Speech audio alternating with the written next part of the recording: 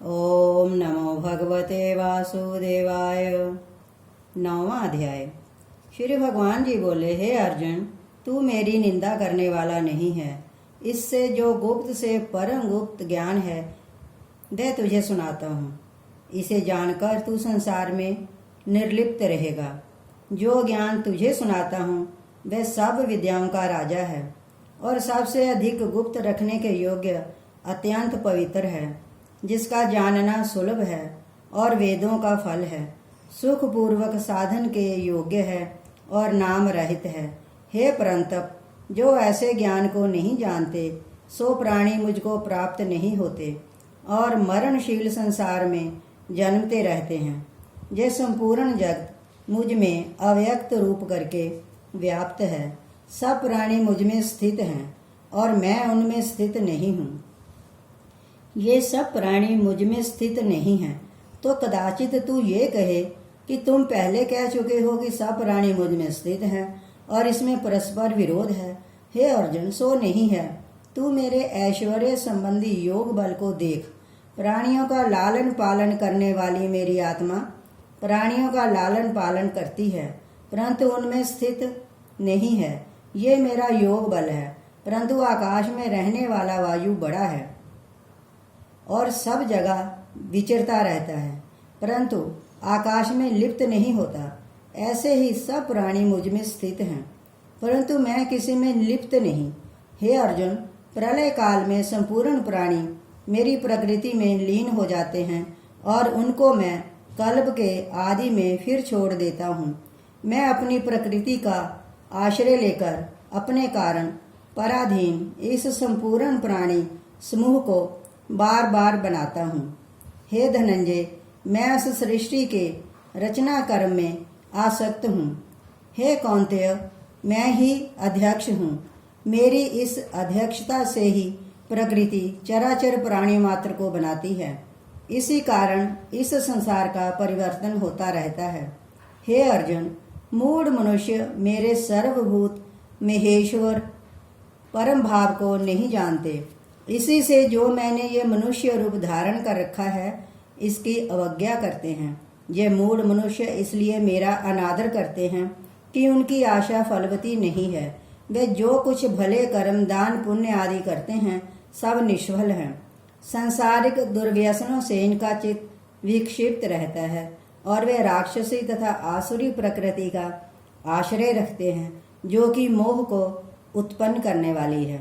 हे अर्जुन, दैवी प्रकृति का आश्रय रखने वाले महात्मा जन तो मुझे सब जीवों का आदि रूप अविनाशी जानकर सब ओर से चिंता हटाकर दृढ़ निश्चय से मेरा ही भजन करते हैं।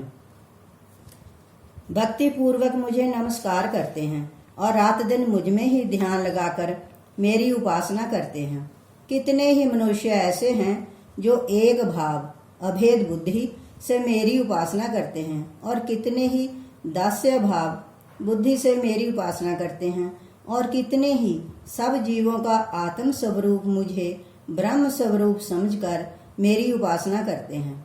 हे अर्जुन, मैं प्रकृति भी हूँ, पितरों का सुधा भी हूँ, अनादि औषध भी हूँ, मंत्र हूँ, होम की सामग्री हूँ, हवन अग्नि हूँ, आहुति हूँ।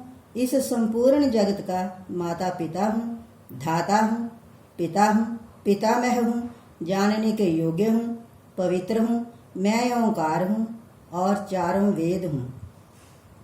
मैं इस सब जगत की गति हूँ, सबका पोषण करने वाला हूँ, सबका स्वामी हूँ, संपूर्ण कर्मों का साक्षी हूँ, सबका निवास स्थान हूँ, सबकी शरण हूँ, सबका हितकारी हूँ, सबकी उत्पत्ति हूँ, सबका लय करने वाला हूँ, बीज रूप हूँ, अविनाशी हूँ, सूर्य रूप से सबको तपाने वाला हूँ, जल बरसाने वाला हूँ, प्राणियों का जीवन और मृत्यु हूँ, सत असत हूँ। ऋग यजु साम वेद त्रय को जानने वाले वेदोक्त यज्ञ कर्म करके सोम रस का पान कर अपने पापों से छूटकर पवित्र स्वर्ग लोक को जाने की जो कामना करते हैं वे पुण्य रूप इंद्र लोक में पहुँच स्वर्ग में वास अथवा दिव्य भोगों का भोग करते हैं। फिर अपने पुण्य क्षीण होने पर मनुष्य लोक में जन्म लेते हैं। वे दोक्त यज्ञादि कर्मों के करने वाले अपनी कामना की सिद्धि के कारण कभी स्वर्ग में जाते हैं, कभी संसार में आते हैं। इस प्रकार आवागमन में फंसे रहते हैं।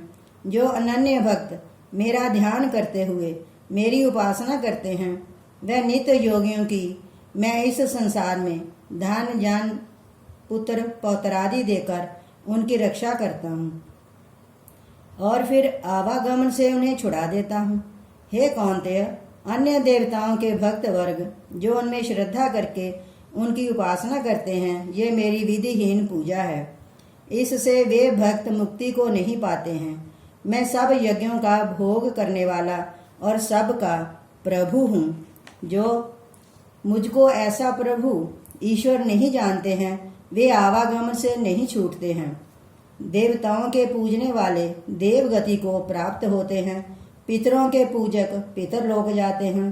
भूतों के पूजने वाले भूत लोक जाते हैं और मुझको पूजने वाले मेरे परमानंद स्वरूप अचल पद को पाते हैं। जो कोई भक्त पत्र पुष्प फल आदि भक्ति युक्त मेरे को निवेदन करता है, उसकी दी हुई वस्तु को मैं प्रसन्नता से अंगीकार करता हूँ। हे कौन्तेय, जो कुछ तुम करते हो, देते हो, तपस्या करते हो, वह मुझको अर्पण करो। ऐसा करने से कर्म बंधन रूप शुभाशुभ फलों से बच जाओगे और संन्यास योग में युक्त होकर मुक्ति के सत मुझको अवश्य पाओगे। हे अर्जुन, मैं संपूर्ण प्राणियों में समान रूप हूँ। ना कोई मेरा शत्रु है, ना कोई मेरा मित्र है। जो मुझको भक्ति पूर्वक भजता है, वे ही मुझ में है और मैं उसमें हूँ। यदि कोई अत्यंत दुराचारी मनुष्य अन्य देवताओं की पूजा ना करके मेरी पूजा करता है, तो वह अनन्य भक्त शीघ्र ही दुराचारी से धर्मात्मा हो जाता है और निरंतर शांत रहता है। हे पार्थ, कोई कैसा भी पाप आत्मा क्यों न हो, चाहे क्षत्रिय हो, वैश्य हो या शूद्र हो, यदि मेरा आश्रय ले तो उत्तम गति को प्राप्त होता है। और फिर पुण्य आत्मा, ब्राह्मण और भक्त, राजऋषि, इनका तो कहना ही क्या है।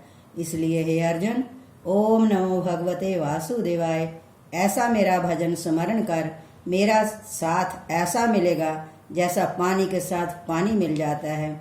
इसी प्रकार मेरे साथ अभेद हो। ओम नमो नारायण ये कहो। 9वें अध्याय का महात्म्य। एक समय लक्ष्मी ने कहा, हे नारायण जी, गीता के 9वें अध्याय के महात्म्य को कहिए, हमारी सुनने की बड़ी इच्छा है। भगवान ने कहा, हे लक्ष्मी सुनो। दक्षिण देश में सन शर्मा नाम का एक शूद्र रहता था। वह मांस मदिरा खाने वाला और पर स्त्रीगामी था। वह एक दिन मदिरा पान कर सोया था कि रात्रि में वह मर गया। मरने के बाद उसे प्रेत योनि मिली। तब एक वृक्ष पर रहने लगा। उसी नगर में एक भिक्षुक ब्राह्मण भी रहता था। वह दिन को भिक्षा मांग कर लाता था। उसकी स्त्री बड़ी कृपण थी, कभी किसी को कुछ न देती थी। समय पाकर ब्राह्मण ब्राह्मणी दोनों ने तन त्याग किया और उसी वृक्ष पर ये दोनों भी पिशाच और पिशाचनी बनकर रहने लगे। बहुत दिन बाद पिशाचनी ने कहा, हे पिशाच, तुझे कुछ पिछले जन्म की भी खबर है? तब पिशाच ने कहा, मैं पहले जन्म में ब्राह्मण था। पिशाचनी ने कहा, तुमने कौन सा ऐसा कर्म किया था जिससे पहले जन्म की बात याद है? पिशाच ने कहा, मैंने एक ब्राह्मण के मुख से अध्यात्म ज्ञान को सुना है, जिससे अपने पूर्व जन्म को जानता हूँ। पिशाचनी ने कहा, वे ब्राह्मण कौन था? अध्यात्म कौन कर्म है? पिशाच ने कहा, मैंने कोई शुभ कर्म नहीं किया है, केवल गीता के एक श्लोक को सुना है जो श्री कृष्ण जी ने अर्जुन को सुनाया था। ऐसा कहकर वह श्लोक अर्थ सहित पिशाचनी को सुनाने लगा। बस श्लोक को सुनते ही एक और प्रेत उस वृक्ष से उतर पड़ा और कहा कि जो बातें तुम आपस में करते हो वे मुझसे भी कहो। ब्राह्मण पिशाच ने वह श्लोक उस प्रेत को भी सुनाया। उससे तीनों प्रेतों की योनि छूट गई और विमान पर बैठकर विष्णु लोक हो गए। यही गीता के 9 अध्याय का महात्म्य है। जो उस महात्म्य को भक्ति पूर्वक सुनते हैं वे सदा बैकुंठ में निवास करते हैं। ओम नमो भगवते वासुदेवाय।